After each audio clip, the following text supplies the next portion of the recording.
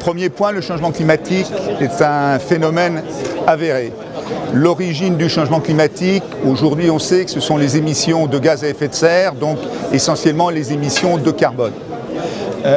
Lorsqu'on regarde l'évolution du monde aujourd'hui, on voit que l'énergie qui va se développer le plus est l'énergie électrique, pour des tas de raisons, que ce soit le digital, la robotisation, la voiture connectée, la ville connectée. L'énergie de demain, c'est l'électricité. Donc tout l'enjeu, c'est effectivement d'avoir une électricité décarbonée.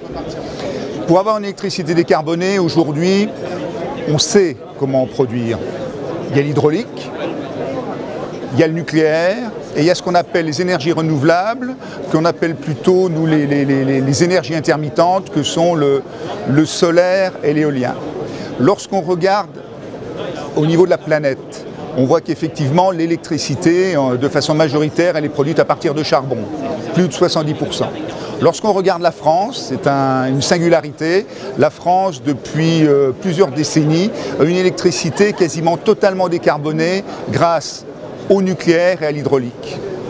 On ne peut pas imaginer que dans le futur, on va faire marche arrière, on va régresser et on va remplacer par exemple du nucléaire par du gaz. Donc il est évident que le nucléaire est une solution incontournable pour la France, d'abord, mais également pour la planète, pour diminuer effectivement la consommation de charbon. Si on les prend une par une, toutes ont des avantages et des inconvénients. Si on prend le gaz, c'est vrai que le gaz est facile à mettre en œuvre. On sait construire très vite des centrales à gaz. Le problème du gaz, c'est que tout le monde a fait un peu de chimie, c'est des molécules qui combinent du carbone et de l'hydrogène. Donc malheureusement, l'utilisation du gaz émet du CO2. Donc le gaz est une bonne solution pour remplacer du charbon, qui émet moins de CO2, mais le gaz serait une mauvaise solution pour remplacer du nucléaire qui n'en émet pas.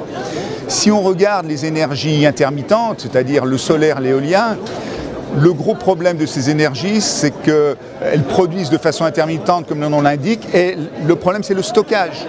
Donc, aujourd'hui, imaginez une société dans laquelle les énergies intermittentes seraient majoritaires, soit ça va être une société où l'énergie sera rare et chère, soit c'est une société dans laquelle on va se priver d'énergie. Donc, une fois qu'on a dit ça, on voit que le nucléaire reste fidèle à ses qualités d'origine, hein, qui est d'être une énergie qui produit une électricité qui est compétitive en prix. Hein. Le kilowattheure en France, il est 2 fois moins cher qu'en Allemagne, qui ne rejette pas de gaz et qui assure l'indépendance énergétique de la France. Si on regarde le gaz, demain, le gaz, à qui est-ce qu'on achèterait? Au Qatar et aux Russes.